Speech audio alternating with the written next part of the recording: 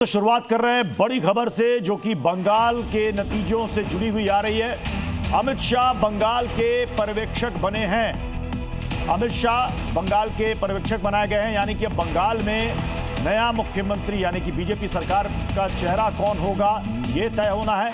और अमित शाह बंगाल के पर्यवेक्षक बनाए। 9 तारीख को बंगाल में शपथ ग्रहण समारोह होना है। 9 तारीख को ही रविन्द्रनाथ टैगोर की जयंती है और इसलिए खास उस दिन को चुना गया शपथ ग्रहण के लिए। लेकिन उससे पहले सबसे बड़ा सवाल यही है कि आखिर बंगाल का सीएम कौन बनने जा रहा है। जेपी नड्डा को असम का पर्यवेक्षक बनाया गया है, अमित शाह को बंगाल का पर्यवेक्षक बनाया गया है।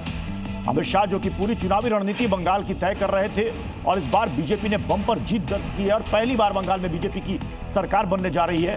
लेकिन इस वक्त चुनावी नतीजों के बाद सबसे बड़ा सवाल यही है कि आखिर बंगाल का मुख्यमंत्री कौन बनने जा रहा है। क्या शुभेंदु अधिकारी, क्या वो बंगाल के मुख्यमंत्री बनेंगे, दिलीप घोष बनेंगे, समीक भट्टाचार्य बनेंगे, आखिर कौन बनेगा। हमारे साथ नीरज पांडे इस वक्त जुड़ चुके हैं। नीरज, गृह मंत्री अमित शाह कोलकाता जाने वाले हैं, पर्यवेक्षक बनाया गया, क्या कुछ नामों को लेकर अभी अंदरूनी कुछ चर्चाएं हो रही हैं? देखिए, बड़ी खबर इस समय की यही है कि अमित शाह को पश्चिम बंगाल का पर्यवेक्षक बना दिया गया है और अमित शाह भी जाएंगे और वहां पर विधायक दल की बैठक लेंगे। विधायक दल की बैठक के साथ ही तय हो जाएगा कि राज्य का अगला मुख्यमंत्री कौन होगा। लेकिन सबसे बड़ी खबर इस समय की यही है कि अमित शाह जो देश के गृह मंत्री हैं उनको पश्चिम बंगाल का पर्यवेक्षक नियुक्त किया गया। साथ ही मोहन चरण मांझी जो उड़ीसा के मुख्यमंत्री हैं उनको सह पर्यवेक्षक बनाया गया है। और ये खबर ये भी आ रही है कि इसी वजह से आज शाम तक कभी भी पश्चिम बंगाल के प्रभारी महासचिव सुनील बंसल दिल्ली पहुंच सकते हैं। उनके साथ सभी पदाधिकारी पहुंच सकते हैं और उनके साथ एक बड़ी बैठक होगी। उस बैठक के दौरान आगे की रणनीति तय होगी और कहा जा रहा है कि 9 मई को ब्रिगेड मैदान में पश्चिम बंगाल के कोलकाता के ब्रिगेड मैदान में एक बड़ा जश्न होगा, एक बड़ा कार्यक्रम होगा जहां पर पश्चिम बंगाल के अगले मुख्यमंत्री और भारतीय जनता पार्टी के पहले मुख्यमंत्री का शपथ ग्रहण कार्यक्रम होगा।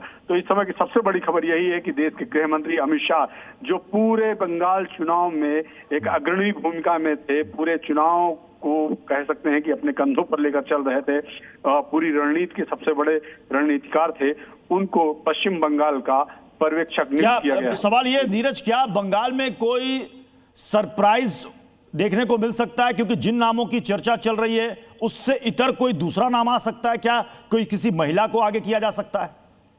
देखिए, पश्चिम बंगाल या ये कहें कि भारतीय जनता पार्टी ने जिन जिन राज्यों में अभी तक सरकार का गठन किया है बहुत सारे मामलों में उन्होंने सरप्राइज दिए हैं।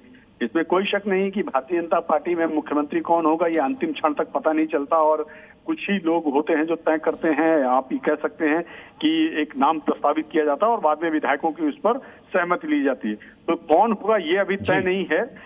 चर्चाएं बहुत हैं, चर्चाएं कयास लगाए जा रहे हैं कि पुराने जो 3-4 नाम हैं उनमें कोई हो सकता है। शुभेंदु अधिकारी, दिलीप घोष, सुकांतो मजूमदार, समीक भट्टाचार्य, ये 3-4 नाम हैं जो चर्चा में है। कुछ महिलाओं के नाम भी चर्चा में आए हैं कि इनको भी बनाया जा सकता है। लेकिन अभी तक आप ये कह सकते हैं कि स्पष्ट ये नहीं है।